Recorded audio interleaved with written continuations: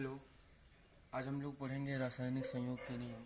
इसके पिछले वाले वीडियो में हम लोगों ने देखा था सार्थक अंक क्या होता है, सार्थक अंक पे क्वेश्चन कैसे करते हैं, वो हम पीछे देख चुके हैं। आज के इस वीडियो में हम लोग पढ़ेंगे रासायनिक संयोग के नियम। ये नियम कुल 4 प्रकार के होते हैं।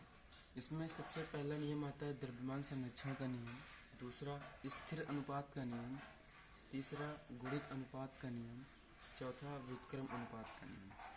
ठीक है, हम क्रम वाइज लिख देते हैं। तो पहला द्रव्यमान संरक्षण का नियम, दूसरा स्थिर अनुपात का नियम, तीसरा गुणित अनुपात का नियम, चौथा व्युत्क्रम अनुपात का नियम। आज हम द्रव्यमान संरक्षण के नियम के बारे में बात करेंगे। चलिए स्टार्ट करते हैं। द्रव्यमान संरक्षण का नियम क्या होता है। देखिए, द्रव्यमान संरक्षण को हम इंग्लिश में law of conservation of mass बोलते हैं।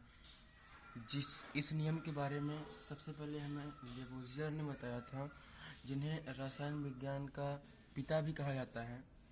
तो इन्होंने बताया था कि पदार्थ को ना ही उत्पन्न कर सकते हैं और ना ही नष्ट कर सकते हैं, केवल इसे एक भौतिक अवस्था या रासायनिक अवस्था में दूसरे भौतिक अवस्था या फिर रासायनिक अवस्था में परिवर्तित कर सकते हैं।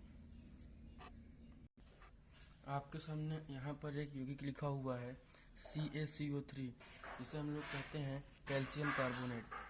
अब कैल्शियम कार्बोनेट को जब हम तीव्र गर्म करते हैं, तेज़ी से गर्म करते हैं, जब इसे तेज़ी से गर्म किया जाता है तो CaCO3 दो भागों में टूट जाता है। पहला CaO प्लस CO2, जिसे हम चूना कहते हैं, और CO2 कार्बन डाइऑक्साइड। प्रयोगों द्वारा यह पता लगा है कि जो चूना है हमें 56 ग्राम प्राप्त होता है, और जो 56 ग्राम प्राप्त होता है, और जो CO2 है कार्बन डाइऑक्साइड है, वो 44 ग्राम प्राप्त होता है। लेकिन 56 और 44 का मतलब क्या है? इसका मतलब ये है कि जब हमने CaCO3 को शुरुआत में लिया था, ये 100 ग्राम था, ठीक है। लेकिन जब इसको हम तेज़ी से गर्म किए तो ये दो भागों में टूट गया, CaO प्लस CO2। अगर हम तो पहले कितना था 100 ग्राम, बाद में कितना हो गया टूट के 56 प्लस 44। तो अगर हम 56 और 44 को जोड़ देते हैं तो यहाँ पर हमें 100 ग्राम मिल जाएगा। इसका मतलब ये है कि शुरुआत में जितना द्रव्यमान था उतना बाद में भी है, उतना कितना है बाद में भी उतना ही है, जितना बाद में था उतना पहले भी है। इसका मतलब ये है कि हम द्रव्यमान को नष्ट भी नहीं किए और उत्पन्न भी नहीं किए, लेकिन इसे एक भौतिक अवस्था से दूसरे भौतिक अवस्था में परिवर्तित कर दिए। जैसे कि CaCO3, यहाँ पर इसकी भौतिक अवस्था कुछ अलग है, यहाँ पर देखने में ये क्या है, अलग दिख रहा है, यहाँ पर प्लस नहीं लगा हुआ है। लेकिन जब इसको हम तीव्र गर्म कर देते हैं, तेज़ी से गर्म कर देते हैं, तो ये CaO प्लस CO2 में टूट जाता है। यहाँ पर ये इसकी भौतिक अवस्था अलग हो गई, लेकिन यहाँ पर क्या है, प्लस लग गया, यहाँ पर क्या था, प्लस नहीं लगा था, ठीक है। तो भौतिक अवस्था का मतलब ये है। अब इसकी डेफिनेशन लिख देते हैं। तो इसकी डेफिनेशन ये है कि इस नियम के फलस्वरूप मतलब अनुसार, इस नियम के अनुसार या फलस्वरूप द्रव्य, यहाँ पर अब द्रव्य पे कन्फ्यूजन हमेशा रहती है। तो द्रव्य का मतलब क्या होता है? तो जो द्रव्य है ना, ये द्रव्य दो प्रकार का होता है। एक द्रव्य का मतलब होता है पदार्थ, ठीक है, और एक द्रव्य का मतलब होता है लिक्विड, मतलब पानी वगैरह। इस द्रव्य का मतलब होता है पदार्थ, और इस द्रव का मतलब होता है पानी। तो द्रव और द्रव्य में कभी कंफ्यूजन नहीं होना चाहिए। द्रव्य का मतलब होता है पदार्थ और द्रव का मतलब होता है पानी। ये अलग अलग कॉन्सेप्ट है। इसका मतलब द्रव्य का मतलब पदार्थ, द्रव का मतलब पानी। तो यहाँ पर द्रव्य लिखा हुआ, ना कि द्रव।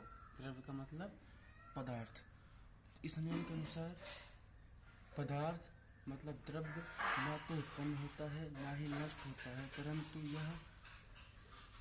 परंतु यह एक रूप से दूसरे रूप में परिवर्तित हो सकता है। लेकिन देखिए, यहाँ पर कार्बन डाइऑक्साइड है, इसे क्या कहते हैं, सॉरी इसे कहते हैं कैल्शियम कार्बोनेट। तो ये कार्बन डाइऑक्साइड है, और जब हमने इसको गर्म किया तो दो भागों में टूट गया, CaO प्लस CO2 में। तो जो CaO वाला ही इसे चूना कहते हैं, जो कि 56 ग्राम प्राप्त हुआ हमें, और CO2 है जो इसे हम 44 ग्राम प्राप्त हुआ, जिसे कि हम कार्बन डाइऑक्साइड कहते हैं।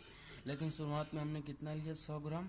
100 ग्राम मतलब द्रव्यमान ही है, ग्राम को हम द्रव्यमान में मापते हैं, किलोग्राम में मापते हैं। तो द्रव्यमान यहाँ पर हम देख रहे हैं, और यहाँ पर फिर 56 प्लस 44 ग्राम दो में टूट गया।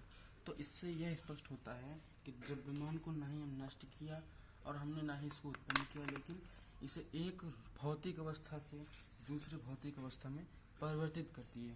ठीक है, अब हम लोग ये देखते हैं इस नियम का अपवाद क्या है। देखिए, एक साइंटिस्ट हैं जिनका नाम है आइंस्टीन। आइंस्टीन का समीकरण होता है E बराबर mc²। इसका मतलब ये है कि जो द्रव्यमान है वो ऊर्जा में परिवर्तित हो सकता है, लेकिन यहाँ पर क्या है, यहाँ पर द्रव्यमान ऊर्जा में नहीं परिवर्तित हो सकता। यहाँ पर द्रव्यमान को तो हम उत्पन्न और नष्ट नहीं कर सकते, केवल एक रूप से दूसरे रूप में परिवर्तित कर सकते हैं। लेकिन यहाँ पर तो कुछ दूसरा ही है, यहाँ द्रव्यमान ऊर्जा में परिवर्तित हो रहा है। तो ये जो इक्वेशन